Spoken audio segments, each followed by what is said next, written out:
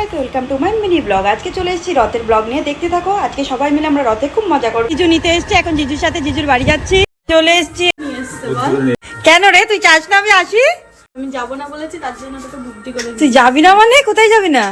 আমি রথে যাব না বলেছি। আচ্ছা এই ব্যাপার, জিজু আমাকে নিতে যায়নি, তার মানে দিদির জন্য। এইখানে দেখো বিরোগা কিভাবে খাতায় জিজু যেভাবে খাওয়ালো ক্যামেরার পিছনে সেইভাবেই খাওয়াবি। প্রায় দিদির বাড়ির সামনে দিয়ে যাচ্ছে, মানে দিদির বাড়ির সামনে একটা পুকুর, রাস্তার ওপারে রথ আমরা দেখছি। এদিকে কাকু বসে জমির ফসল টসল গোছ গাছ করছে, তারতে নিয়ে গিয়ে বেচে। আমরা দুই বোন এখন কফি খেয়ে নেবো, তারপর দিদি এখন রেডি হয়ে গেছে, আমি বাড়ি গিয়ে রেডি হয়ে যাবো। সুন্দর দেখতে না যে তোকে আমি সুন্দর বলবো, ঠিক আছে?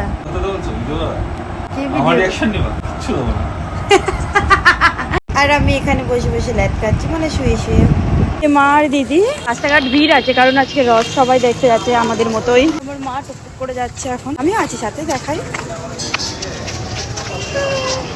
যত এগোবো ততই ভিড়, সামনে প্রচুর ভিড়। এইদিকে মেলা, সামনে রথ, প্রচুর ভিড় গাইজ। এইখানে মনে হচ্ছে না আমরা ঢুকতে তো পারবো। খতম খতম খেল খতম। আমিও মেলায়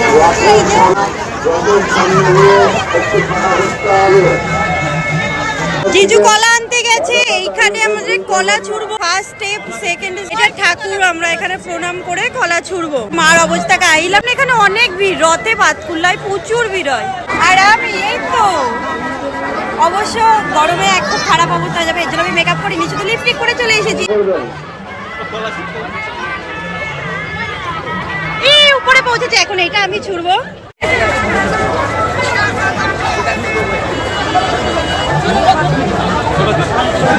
আবার বলো, কি করতে ছোটবেলায়?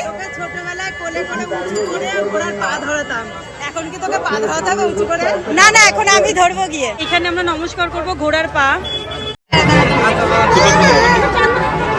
দিদি খুব কষ্টে ধরতে পেরেছে পা।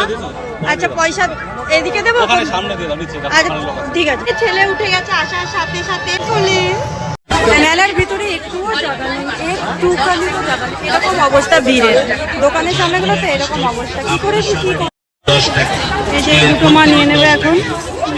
সবার কি নিয়েছে জানি না। এরকম ভিড়ে আছে,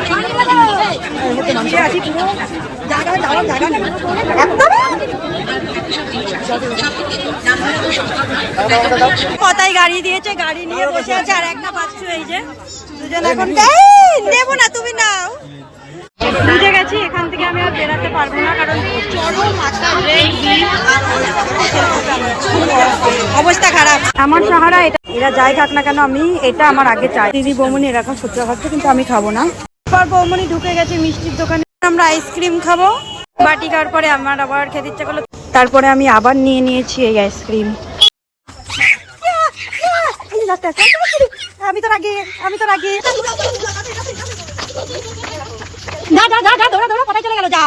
তারপর কি হলো? কতগুলো লোককে দিল, তারপর তোমাদের দিল না? না, 5টা বলেছে তাও দেয়নি। 5টা বলেছে তাও দেয়নি? তা আবার এতক্ষণ কতক্ষণ বসেছিল দোকানের সামনে? এগরোল নেওয়ার জন্য বসেছিল লোক, 5টা দেবে বলেছে, তারপরে বলছে রুটি শেষ। কি অবস্থা তাহলে ভাবো। মেলা থেকে আনা হয়েছে জিলেপি, লাড্ডু, বাদাম, আর এখানে আছে চপ। এখন রাতে ডিনার করা হবে রেজালা চিকেন, ইলিশ মাছের মাথা দিয়ে চাল কুমড়ো ঘন্ট। আমি খাবো বিরিয়ানি আর গ্রেভি, রায়তা, চিকেন রেজালা আর স্যালাড। আর আমি চেঞ্জ করে নিয়েছি, প্রচুর গরম, প্রচুর গরম, সিরিয়াসলি।